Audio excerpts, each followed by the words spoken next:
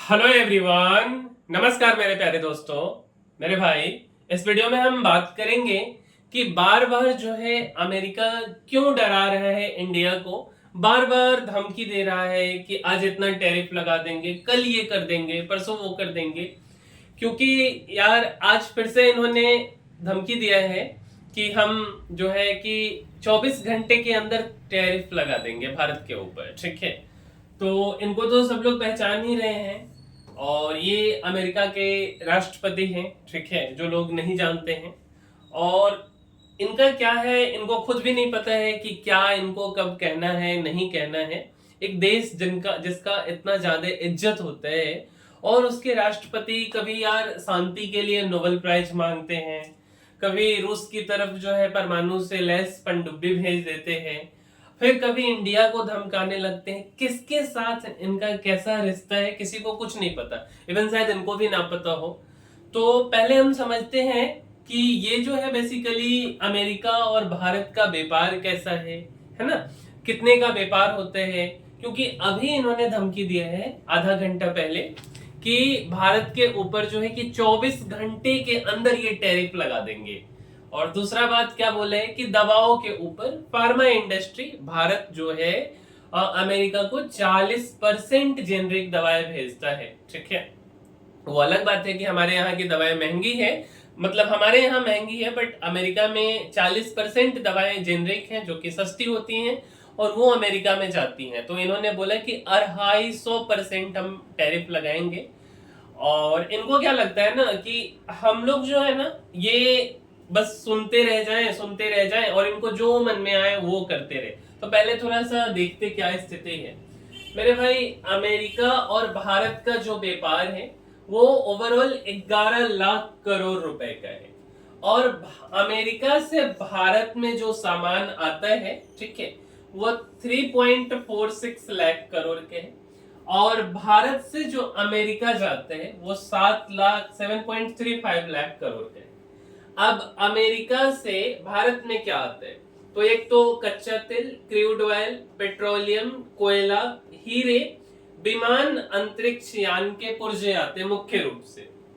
भारत से अमेरिका क्या जाता है, तो फार्मास्यूटिकल्स दवाएं जाती हैं, टेलीकॉम डिवाइस हो गए, ज्वेलरी हो गई, पेट्रोलियम और कपड़े, ये भारत से अमेरिका जाते हैं। अब देखिए एक्चुअल में क्या है ना कि जो ना अगर आप ना कभी कमजोर बन जाओगे तो क्या होगा ना, जिसको जो मन में आएगा वो आपको बोलेगा कि मेरे अकॉर्डिंग के चलो। ठीक है, और इसी तरीके का कुछ रोल फिलहाल अमेरिका का है। हम लोग हमेशा से खुल करके स्टैंड लेते नहीं है, शायद पता नहीं क्या कमी है, ये तो हम नहीं कह सकते, बट अमेरिका इसका जो है कि फायदा उठाता है। अब देखिए कि भारत अपने राष्ट्र रक्षा के लिए, अपने देश हित के लिए, देश के रक्षा के लिए रसिया के साथ तेल का व्यापार करता है। और अमेरिका जो है खुद क्या करता है कि रसिया से सामान मंगवाता है, ईवी इलेक्ट्रिक व्हीकल से रिलेटेड, परमाणु से रिलेटेड और भी काफी चीजों से रिलेटेड। तो अमेरिका रसिया से सामान खरीद सकता है, केवल भारत रसिया से सामान नहीं खरीद सकता है, वो कहना है साहब ट्रंप का। ठीक है, तो देखिए अमेरिका जो है अपनी न्यूक्लियर इंडस्ट्री के लिए रूस से यूरेनियम हेक्साफ्लोराइड मंगाते हैं, इलेक्ट्रिक व्हीकल इंडस्ट्री के लिए पैलेडियम मंगाते हैं, फर्टिलाइजर और केमिकल का इंपोर्ट करते हैं। यही हाल यूरोपियन यूनियन ईयू का है, वो भी धमकी दिया था अभी कुछ दिन पहले, है ना। और ऐसे में भारत को बेसिकली जो ये लोग टारगेट पे ले लेते, क्यों? क्योंकि इनको पता है कि सीधा साधा है बेचारा, कुछ बोलेगा नहीं। बट अब समय आ गया है कि भारत को भी बोलना चाहिए, बोलना पड़ेगा, है ना। और विदेश मंत्रालय के जो प्रवक्ता है, बोला भी है भारत हालांकि, रणधीर जायसवाल जी, तो इनका कहना है कि भारत को निशाना बनाना गलत है, हम अपने राष्ट्रीय हितों के लिए हर जरूरी कदम उठाएंगे। विदेश मंत्री जी भी जो है हमारे जयशंकर साहब, है ना, एस जयशंकर सर, तो उनका भी वही चीज कहना है। इनका क्या कहना है कि हम ऐसे समय में जी रहे हैं जो काफी उलझा हुआ है। हम सभी चाहते हैं कि दुनिया में एक ऐसा सिस्टम हो जो सबके लिए बराबरी और प्रतिनिधित्व वाला हो, न कि कुछ ही देशों का दबदबा हो। ठीक है, ये हमारे विदेश मंत्री हो गए। दूसरा बात यार, अमेरिका ना बेसिकली भारत का कभी से दोस्त नहीं रहा है। देखो सामान देता है, जो भी करता है, पता नहीं क्या है नहीं है, बट सच बताएं तो एक ऐसा मौका अमेरिका का नहीं होगा जब भारत विपत्ति में रहा हो और अमेरिका साथ दिया हो। चाहे भारत के ऊपर जो है, इवन जब जो है कि युद्ध चल रहा था उस समय पे हमारे देश में ना गेहूं का उतना प्रोडक्शन नहीं होता था, तो अमेरिका से हम लोग गेहूं मंगाते थे, ठीक है। तो पाकिस्तान से जब युद्ध चल रहा था तो भारत अमेरिका को गेहूं तक नहीं दिया खाने के लिए। अच्छा, उसके बाद लेजर गाइडेड बम तक ये नहीं दिया, जिस मतलब जब भारत और पाकिस्तान का युद्ध चल रहा था उस टाइम पे जब जब जरूरत पड़ा बोला क्या कि आप परमाणु परीक्षण कर रहे हैं तो इसके लिए हम सैंक्शन लगाए हैं तो हम नहीं दे सकते। मतलब कभी भी अमेरिका और भारत का रिश्ता सही पता नहीं ही हो सकता है, क्योंकि ये लोग ना जब जब भारत विपत्ति में रहे रसिया साथ दे देगा, इजराइल साथ दे देगा, कोई और देश साथ दे देगा, बट अमेरिका नहीं साथ देगा। और ये जो साहेब आए हैं अमेरिका के राष्ट्रपति, इनका एक बड़ा अजीब सा तरीका है। तरीका क्या है कि प्रधानमंत्री भारत के जो हैं हमारे नरेंद्र मोदी जी, वो हमारे दोस्त हैं, लेकिन हर एक कदम ये व्यक्ति भारत के विरोधी जो है, भारत के अगेंस्ट में ये ले रहे हैं। चाहे टिम कुक जो कि एप्पल कंपनी के सीईओ हुए है ना, आईफोन जिसको आप जानते हो मेरे भाई, तो उनको क्या बोल रहे हैं कि भारत में अपना जो है मैन्युफैक्चरिंग असेंबलिंग जो भी है वो तुम नहीं लगाओ, तुम अमेरिका में लगाओ, क्योंकि इनका क्या कहना है कि मेक अमेरिका ग्रेट अगेन। मेरे भाई, एक बगल आप भारत से दोस्ती का हाथ बढ़ाते हो, मेरे दोस्त हैं, और जितना छुरा घोंपने वाला काम है ये इंसान हर एक काम को कर दिया। और शायद ऐसे ही पुराने समय में राजा महाराजाओं के साथ होता था कि बगल वाला ही छुरा घोंपता था। हमेशा से, कभी से इतिहास आप खोल के देखोगे ना, अमेरिका भारत का साथ नहीं दिया। जब जब सिर्फ वो मौका का तलाश करते हैं और यूज करना जानता है भारत का। और ये जो आए हैं ये तो एक बेमिसाल है। वही अगर हम चाइना की बात करें, अब चाइना के ऊपर इनको जितना कुछ करना था कर लिया, इनसे कुछ तो हुआ नहीं चाइना का। क्यों? क्योंकि चाइना संपन्न है, चाइना को इनका जरूरत नहीं, इनको चाइना का जरूरत है। इसीलिए चाइना में 200, 300, 400, 450 जो इनको पहाड़ा पढ़ना था, टेबल पढ़ना था, सब पढ़ लिए। इनके बाद ये अपना टेबल भुला गए और शांति से बैठ गए। लेकिन अब भारत के साथ ये पढ़ना शुरू करे। लेकिन अब समय आ गया है ना कि भारत भी अगर इनको जवाब दे देना तब जाकर के क्या हो जाएगा। थोड़ा दिन हम लोग दिक्कत में रह लेंगे, जो चीजें हमें अमेरिका से जरूरत है वो शायद ना ले, लेकिन हम लोग एक बहुत बड़े कंज्यूमर देश हैं, और जितनी भी चीजें हैं ना, अगर भारत जो है कि शुरू करेगा ना तो फिर बेचारे का सब कुछ सोचना दिक्कत हो जाएगा, ठीक है। अब देखिए, रूस जो है बेसिकली भारत का टॉप ऑयल सप्लायर है। अगर हम भारत में क्रूड ऑयल की बात करें तो सबसे ज्यादा रसिया से 17.8 लाख बैरल प्रतिदिन तेल आता है, इराक से 9, सऊदी अरब से 7 और अमेरिका से 2.71 बैरल तेल आता है, ठीक है। अच्छा, अब देखिए, रसिया की जो बेसिकली विदेश मंत्री हैं, ठीक है, और इनका नाम है मारिया जखारोवा। इनका भी कहना है कि जो बेसिकली अमेरिका है ये ना नव उपनिवेशवादी तरीके का काम कर रहे हैं। नव उपनिवेशवादी क्या होता है कि जो देश विकासशील होते हैं ना, जैसे भारत जैसे देश, इस देशों पे अपने मन मुताबिक काम करवाने का आरोप लगाया है इन्होंने।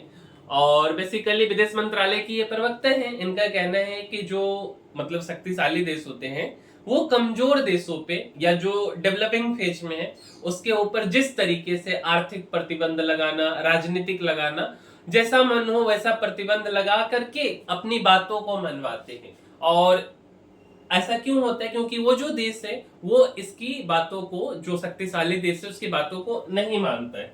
तो नव उपनिवेशवादी नीति में ताकतवर देश बेसिकली कमजोर देश पर सीधे कब्जा नहीं करते, बल्कि उन पर आर्थिक, राजनीतिक या फिर सैन्य दबाव डालकर उनसे अपने मुताबिक काम निकलवाते हैं, ठीक है। और यही आरोप है रसिया ने लगाया है अमेरिका का, जो कि आरोप सही है एक तरह से, ठीक है। अब देखिए, अगर हम थोड़ा सा इंपोर्ट एक्सपोर्ट की बात करें ना तो भारत के टॉप 10 व्यापारिक साझेदार कौन कौन से हैं? सबसे पहले चाइना है, फिर अमेरिका है, यूएई है, रसिया है, सऊदी अरब, सिंगापुर, इराक, इंडोनेशिया, हांगकांग और साउथ कोरिया, सबका डेटा दिया हुआ है कि हम कितना का एक्सपोर्ट करते हैं और कितना का इंपोर्ट करते हैं। चाइना को हम सबसे कम एक्सपोर्ट करते हैं और इंपोर्ट बहुत ज्यादा करते हैं। उसी तरीके से ये हमारा डेटा है। अब भारत ऐसा नहीं है कि अमेरिका के ऊपर जो है कि हमें ट्रंप के आने के बाद काफी कुछ चेंज भी किया है। जैसे हम ना अमेरिका से जो तेल ले रहे थे, जो क्रूड ऑयल ले रहे थे, उसमें भी हम लोग ना दोगुना लेना शुरू किए। जैसे अप्रैल से जून की बात करें तो 15,000 करोड़ का तेल इंपोर्ट किया गया था। वही चीज अप्रैल से जून 2025 की बात करें, 24 के कंपैरिजन में 25 में, तो 32,000 करोड़ का तेल लिया गया है। ठीक है, अब देखिए, अब साहब का कहना है कि 250% दवाई पर ट्रैफिक जो है कि टैरिफ लगवाएंगे। अब मेरे भाई, अमेरिका में अगर 250% टैरिफ लगेगा इंडियन दवा पे, क्योंकि 40% दवा हम लोग अमेरिका को भेजते हैं, और जिसके कारण अमेरिका का अरबों रुपए बचता है उसके हेल्थ सेक्टर में। वो अलग बात है कि हमारे यहाँ का हेल्थ सिस्टम खराब है थोड़ा सा, बट अमेरिका का अच्छा है, और वहाँ की जो दवाएं हैं, वहाँ जो दवा यूज होता है वो हम लोग ही देते हैं उनको। अब अगर ये 250% टैरिफ लगाएंगे तो कल के कल तो अमेरिकन कंपनी बनाने नहीं लगेगी दवाएं, है ना। तो वहां पे ऑलरेडी जो है दवा वहां महंगा हो जाएगा। तो इनको पता है, जब जब ये टैरिफ की बातें करते हैं तो ये दवा वाली बातें नहीं करते थे। अभी आज जो है कि दवा वाली बातें किए हैं, बट क्या करेंगे इनको खुद भी पता नहीं है वैसे सच देखा जाए तो। अब अमेरिका को जो है बेसिकली सबसे ज्यादा दवा कौन बेचता है, तो आयरलैंड 3.1 लाख करोड़ रुपए का और कैंसर की दवाएं और वैक्सीन जो है कि देता है। जर्मनी जो है 1.65 लाख करोड़ रुपए का जेनरिक दवा भेजता है। स्विट्जरलैंड 1.3 लाख करोड़ रुपए का कैंसर की दवा भेजता है। भारत 94,000 करोड़ रुपए का जेनरिक दवा और एंटीबायोटिक्स देता है। चाइना जो है 89,000 करोड़ रुपए का एंटीवायरस देता है। और एक होता है ना कि इंसान जिसका आप हेल्प करोगे, वो हेल्प के बाद भी जो है कि इंसान ऐसे करता है, पता नहीं। जब कोरोना का समय आया था तो डोनाल्ड ट्रंप जो है मोदी जी को कॉल किए। उस समय ना मलेरिया के दवा का ट्रीटमेंट होता था, मलेरिया का दवा का उपयोग करते थे कोरोना के लिए। तो जो भी दवा होता है मलेरिया वाला, वो इन्होंने मांगा था, और मोदी जी उस समय जब कोई दवा किसी को देने के लिए तैयार नहीं था, उस समय भारत ने अमेरिका का मदद किया। लेकिन जब जब जरूरत पड़ा अमेरिका भारत का साथ नहीं दिया है। और सबसे ज्यादा बेसिकली जो जेनरिक दवाएं की हम अगर बात करें तो बनाता है भारत। ब्रांडेड दवाओं की कॉपी लेकिन उतनी ही असरदार होती है जेनरिक दवाएं। ब्रांडेड की तुलना में 80 से 85% तक सस्ता होता है जेनरिक दवाएं। अमेरिका में डॉक्टर 90% जेनरिक दवा लिखते हैं, ठीक है, और भारत इन दवाओं का सबसे बड़ा उत्पादक है। अब भारत की जो जेनरिक दवा है वो नंबर बनाने में नंबर 1 है। भारत हर साल दुनिया की 40% जेनरिक दवाओं का उत्पादन करते हैं। भारत दुनिया में सबसे ज्यादा जेनरिक दवाएं बेचने वाला देश है। भारत अमेरिका को सबसे ज्यादा 40% जेनरिक दवाएं बेचता है, और भारत की जेनरिक दवाएं 200 देशों तक पहुंचाती है। भारतीय फार्मास्यूटिकल्स इंडस्ट्री दुनिया में 11वें नंबर पर है, और भारत में 10,500 से अधिक दवा की कंपनियां हैं। और कोरोना के समय में मेरे भाई हम लोग जो है बेसिकली हर देश को मदद किए थे, ठीक है। और ये जो साहब है इनका कहना है कि चीन, भारत जैसे देशों से आने वाली सस्ती दवाओं ने दवा इंडस्ट्री को कमजोर किया है। टैरिफ लगने पर ये कंपनियां वापस अमेरिका में आ जाएंगी। अब सच बताए ना तो इनके पास एक ही विकल्प है, एक ही चीज टेबल में, इनके टेबल में आता है, टैरिफ टैरिफ टैरिफ। बस दिक्कत क्या है ना कि हम लोग इनकी भाषा में जवाब नहीं देते। अगर हम लोग भी ना, कहा गया भी है कि बड़ों का इज्जत बिल्कुल करना चाहिए, लेकिन इतना ही जितना कि वो हकदार हो। जब अगर वो माथे पे चढ़ने लगे तो उनको उन्हीं की भाषा में जवाब देना चाहिए। और अब समय आ गया है कि भारत सरकार को, इंडियन नागरिक को, अमेरिका को अमेरिकी भाषा में जवाब दिया जाए। अगर वो टैरिफ लगाते हम भी लगाएंगे, उनका दोगुना लगाएंगे, और साथ साथ बैकआउट करना शुरू करेंगे। और अगर इतना कुछ कर देना तो इतना में तो अमेरिका ही हिल जाएगा, ठीक है। तो इस वीडियो में इतना ही, मिलते हैं अगले वीडियो में, तब तक के लिए धन्यवाद।